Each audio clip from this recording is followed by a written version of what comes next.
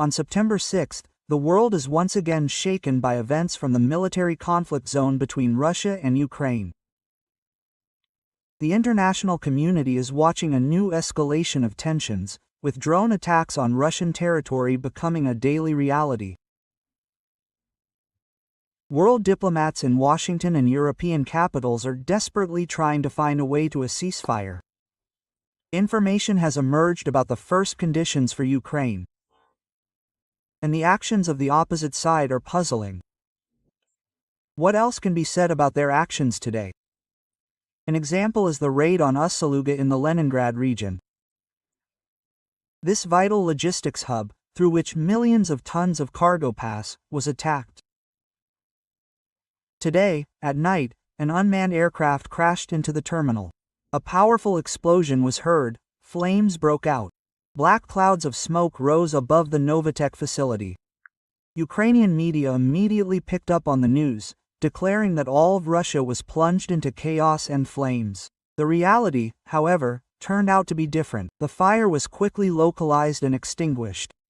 Governor Drozdenko immediately reported on the work of the Ministry of Emergency Situations and Special Fire Departments on his Telegram channel, but the aftertaste of the brazen provocation, calculated for the information effect, remained. This was only the first part of the night's events. At 1:30 a.m., alarms sounded at the Kursk nuclear power plant. Detection systems recorded the approach of an unknown drone. The drone was shot down, but its fall led to serious consequences. The shockwave, fire and damage to transformer equipment forced the power unit to be reduced by half. There were no casualties among people. The radiation background remains normal, but imagine the seriousness of the situation. Direct strikes on nuclear facilities are turning from a simple intimidation into a deadly risky game. Anyone who advocates a peaceful solution should think seriously about this. With the onset of morning, the strike reached the Samara region, hitting a production facility in Sızrань. Governor Fedorishev reported on the situation being under control, the sirens being turned on in a timely manner and residents being informed of security measures. The entire region spent the night in a state of heightened combat readiness. What do all these events mean? It is clear that the enemy is deliberately choosing significant targets capable of sowing fear among the Russian population. But the strange thing is that the more active their attacks, the more questions arise about Ukrainian tactics.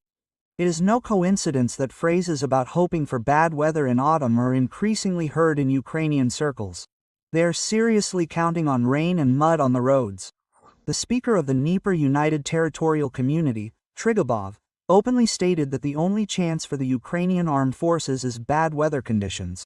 It turns out that the calculation is based not on military force or strategy, but on rain clouds.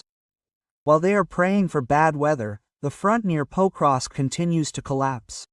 Russian troops are advancing in the very places where the enemy is having a particularly hard time. Against the backdrop of these alarming reports, sensational information suddenly appears. The New York Times publishes an article about Kyiv's readiness to negotiate on Donbass. That's right, on the region that Zelensky called a red line. True, with a caveat, the territories can be given up if the U.S. provides serious security guarantees, including air protection or the introduction of European peacekeeping forces. Peacekeepers, that is, NATO troops disguised as fighters for peace. A logical question arises: do they really think that Moscow will agree to this? The answer is clear. There will be no Western military formations near the Russian borders, no matter what name they hide under. Call them peacekeepers or wizards, the essence will not change. But that's not all. At the same time, negotiations between Trump, Zelensky, and European leaders are taking place in Washington. Outwardly, diplomatic protocol and talk of peace. In reality, bargaining and show performances. Zelensky literally thanks Trump for his support every 5 minutes. But not an iota, does not come closer to compromises. On the contrary, he puts forward a proposal for weapons contracts worth $100 billion. Europe will pay, and America will receive a profit. In essence, this is a bribe through the military-industrial complex. Meanwhile, Europe silently agrees. Although it is obvious to everyone that they have no common strategy, everyone is pulling the blanket over themselves. Former U.S. military Stanislav Krapivnik later honestly admitted that there is no need to delude ourselves. Unity is only demonstrative, and everyone is playing their own game. Even Trump's team has enough people who publicly support the course, but themselves slow down the process. And while the West is engaged in empty talk, completely different music is playing on the battlefield. Russian strikes are methodically destroying the Ukrainian military infrastructure. The Ministry of Defense officially announced the complete failure of the SAP's missile program. Strikes at warehouses, factories, and bases achieved their goal: charred ruins instead of ambitious projects. To this are added the daily statistics: 172 drones were destroyed. The losses of the VU exceeded 1,000 people in one day. The story with the Sapson is very indicative. The project was financed through Berlin, and now it has turned into a. It is symbolic that Europe invested in weapons to strike Russia and was left with nothing. And one more detail of the current picture. Remember how in 2014 the West promised to bury the Russian economy in a few months, and then strengthened sanctions in 2022? The result: in 2024, the US purchased goods from Russia for $3 billion, and the EU for almost $42 billion. Public curses and threats, but in fact billions for resources. Money turned out to be more important than slogans. And now even Trump admits that new sanctions will depend on negotiations, that is, they will calculate the benefits. And the final twist in this story is that they are talking about the West's readiness to give Odessa to Russia in the event of a compromise, as if we were talking about goods in a store. The only problem is whether they understand that such deals in the 21st century can lead to a completely different result than they expect. At first glance, everything that is happening seems like a chain of isolated incidents: drone attacks, threats to infrastructure, diplomatic maneuvers in Washington. But if you put them together into a big picture, everything becomes clear. The enemy has reached a dead end and now follows a simple principle: the more noise, the less noticeable the failure. The attack on Uсть-Lugu, the Kursk NPP, Sızrань is an attempt to distract from the failure at the front. That is why the stake is on intimidation, and not on real military achievements. The West, for its part, shows amazing duplicity. In public, support for Kyiv; behind the scenes, under the calculation of income and a willingness to trade land. The very fact of considering Donbass or even Odessa as a subject of a deal shows that for the Allies, Ukraine has long been a commodity, not a country. The main mystery is different. Russia is systematically developing offensives, not paying attention to attacks and political fuss. If the current trend continues, the dirty autumn that Kyiv is so counting on will not be a salvation, but a last respite before a critical deterioration in its situation. Sounds tempting, right? Peace, dialogue, diplomacy, agreement. But on closer inspection, this is not peace, but a new trap. Colonel Viktor Baranets, who has been studying the military situation for many years, did not choose soft words. He said that no matter what scheme diplomats come up with, threats to Russia will not go away. And he added a vivid comparison that sticks in the memory. Ukraine under NATO's skirt is sharp, figurative, and right on target.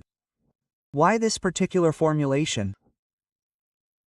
Because even if Kyiv is not formally accepted into the alliance, NATO will still penetrate Ukrainian territory through the back door and is already doing so.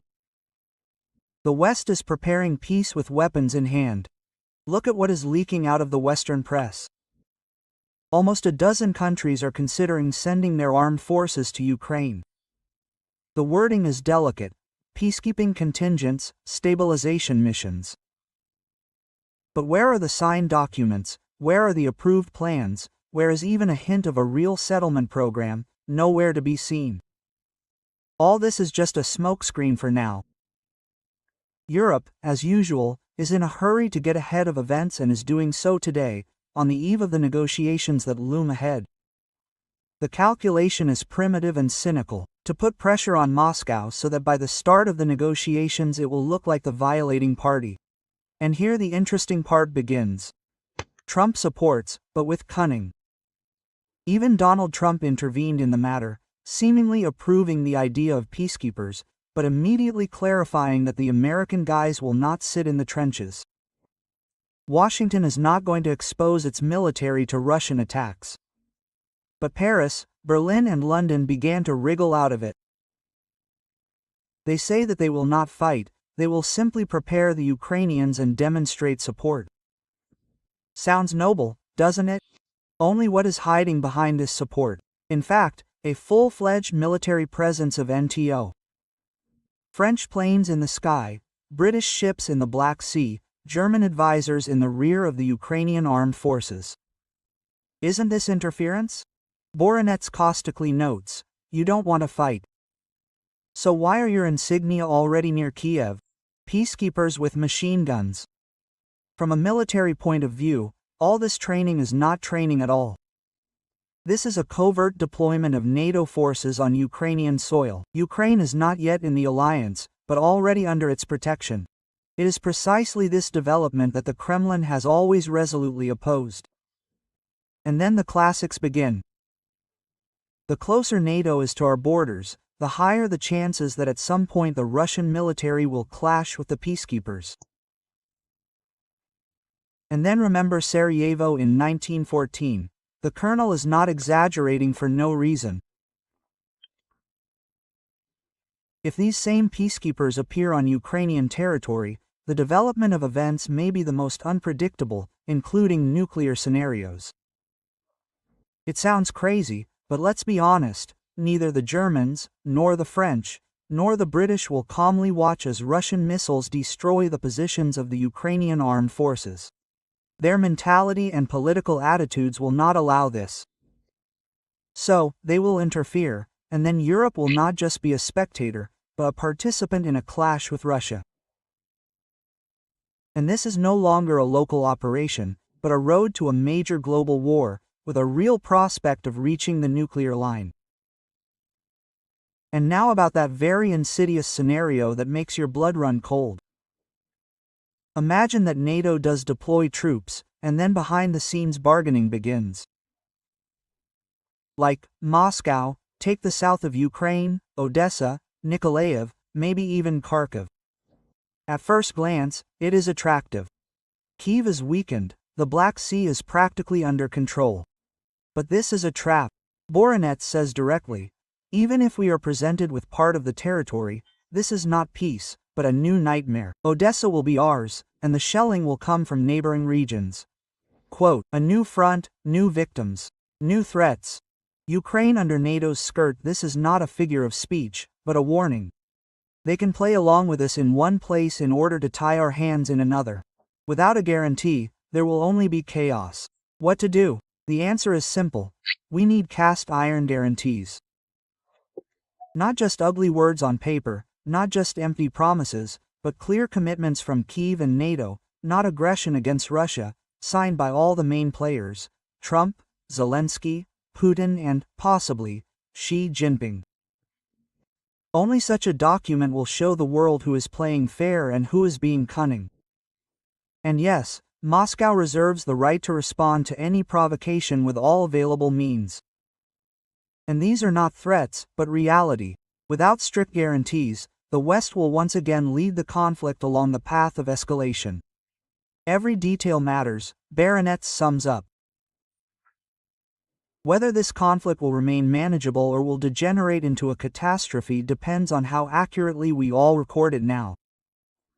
How, under the guise of peace, they are preparing a springboard for a new war.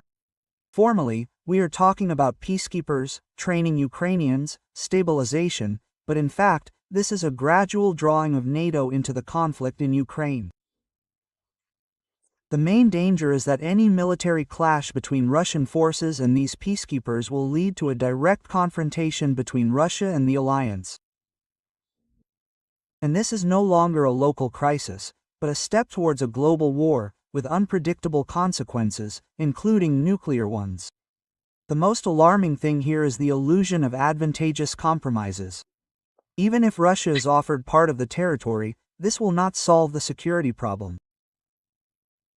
A militarized Ukraine under the protection of NATO will remain nearby, ready to strike.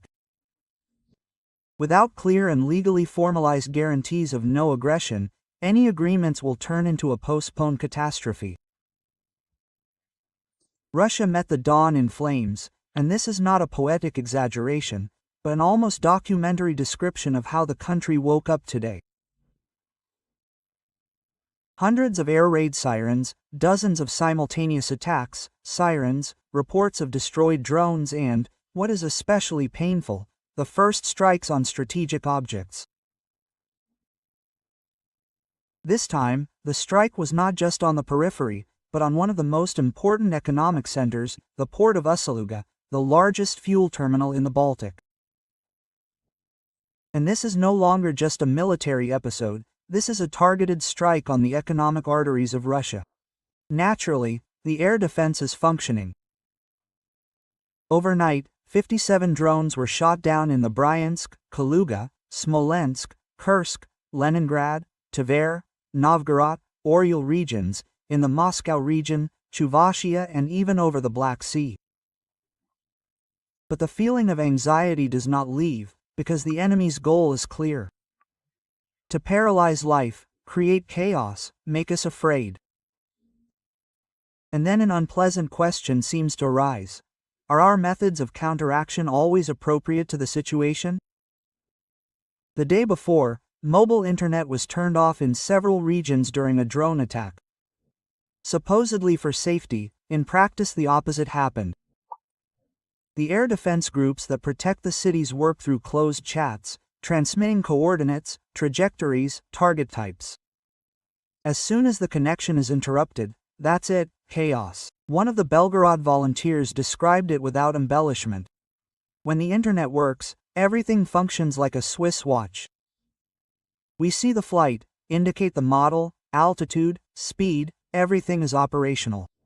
As soon as the connection is disconnected, darkness falls. People begin to duplicate the data by voice. Time is lost, mistakes are costly. They are already proposing to spread this experience to the entire country, not to break working mechanisms for the sake of a beautiful report on increased security, because the enemy is counting on our internal disorder. And now about the front. A real turning point is happening near Pokrovsk. Our forces are methodically moving forward, not with a rapid dash, like in the movies, but quietly, systematically, without unnecessary pathos. But the result is already tangible. The front of the Ukrainian defense has been broken through to Dobropoli. The highway to Dnipropetrovsk has been blocked. Our fighters are in Radinsky, effectively in the rear of Pokrovsk. An advance of more than 20 kilometers is a threat of complete encirclement of the Ukrainian armed forces. The Ukrainian command is throwing everything it can there. Syrskyi is removing battalions from directions, even from Sumy. In the last 24 hours alone, 4 combat corps of battalions have been redeployed, including units from the 156th Mechanized Brigade and the 33rd Separate Mechanized Battalion. But that is not enough. The enemy is getting exhausted, losing its elite and combat capability, and this is an unexpected turn of events for the entire campaign. While on the surface it seems that Russia is fighting off drones, and Kyiv is threatening a retaliatory missile, something much more significant is happening on Earth, a systemic turning point in Donbass. And what is a retaliatory missile? Kyiv has dubbed it a flamingo. It sounds elegant, almost poetic. In reality, it is the British FP5, a development by Firepoint, presented in February 2025 by Abu Dhabi.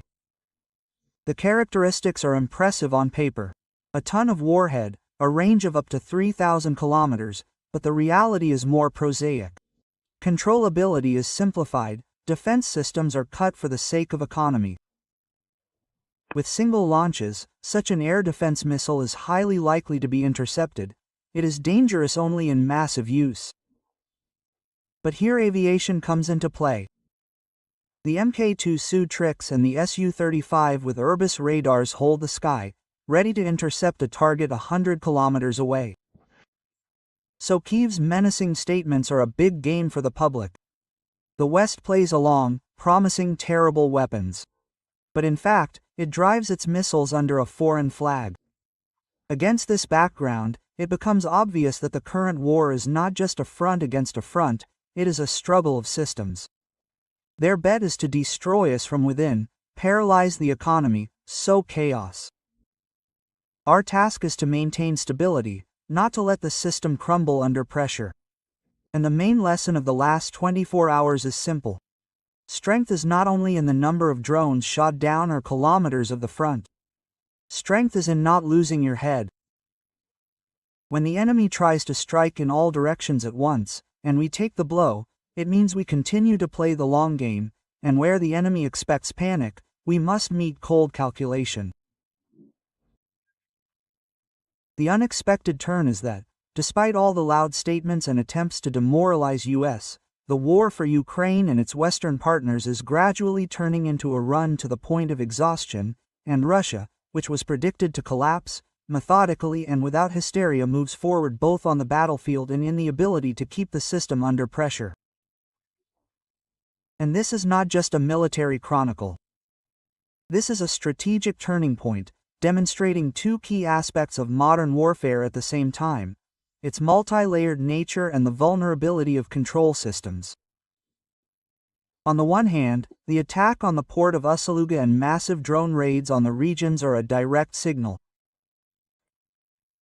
The enemy has switched to pressure tactics not only at the front, but also on the rear infrastructure, vital economic hubs. This approach is intended to cause an internal crisis. Attacks on logistics, energy, and fuel hit the entire defense chain. On the other hand, the reaction inside the country revealed a weak point: managerial inertia and not always adequate decisions. Shutting down communications for the sake of security actually played into the hands of the enemy, paralyzing the coordination of its own forces. This is an indication that the war of 2025 is not only about guns and missiles, but also about who is better at managing information and interaction at all levels. At the front near Pokrovsk, Russia is demonstrating the opposite approach: systematicity, methodicalness, and a refusal to make sudden leaps in favor of systemic pressure. In the long term, this strategy may prove decisive. The enemy is exhausted, resources are melting away, and the front is beginning to collapse without any major changes. Conclusion: the key threat today is not drones or missiles per se, but the enemy's ability to use our weaknesses against us. And the main challenge is to learn to close them faster than the enemy can take advantage of them. Then attacks on the rear will remain big news, but not a strategic factor. Russia has once again made it clear that it is ready to talk, but only on its own terms. And this was the key conclusion from Sergei Lavrov's long interview with the American television channel NBC. It would seem that diplomacy is a routine exchange of opinions, but the tone in which the Russian foreign minister explained Moscow's position suggests otherwise. The West is apparently moving towards open pressure, and Moscow is moving towards a direct warning. What did Lavrov say and why is it critically important? First of all, he dotted the I's in the discussion of security guarantees for Ukraine. Western capitals are once again actively discussing the idea of covering Kyiv with NATO's protective umbrella, albeit without formal membership. Reuters reports plans to transfer European military contingents to Ukraine under overall American command. And this is not speculation, the documents are already being discussed in Brussels. Lavrov responded harshly: Moscow is for security guarantees, but only if they take into account Russia's fundamental interests. It sounded almost like an ultimatum. He stressed that Russia does not demand the right of veto, but ignoring its position means repeating the mistakes of the last 30 years. And here's where the most interesting part begins. The minister did not simply repeat the standard set of arguments about Nazism in Kyiv and a springboard for a strike against Russia, he went further. He recalled the spring of 2022, when a real draft agreement was already on the table in Istanbul. The document, according to Lavrov, included the neutral status of Ukraine, international guarantees and mutual obligations. If you want balance, go back to what has already been agreed upon, he said. In fact, this is a challenge to the West. You yourself have disrupted the negotiations, so now the ball is in your court. A story that the West prefers not to remember. Lavrov made another move, returning to the Budapest Memorandum of 1994. Remember, then Ukraine renounced nuclear weapons in exchange for security guarantees from nuclear powers. In Kyiv and Washington they like to say that Russia violated the memorandum. Lavrov counters legally. No one committed to defending Ukraine. And the document provided for only one thing: not to use nuclear weapons against it. Everything else is political declarations. What will Washington and Brussels say about this? Most likely, they will try to pretend that nothing happened. A couple of loud statements, a few expert comments, and that's it. But the reality is this: the West is faced with a choice, either to go to real negotiations, taking into account Moscow's demands, or to continue escalation with unpredictable consequences. These events emphasize how fragile the balance is in the current conflict, where every drone strike or diplomatic gesture can move the tide toward peace or a new wave of violence. We will continue to monitor developments. Stay tuned.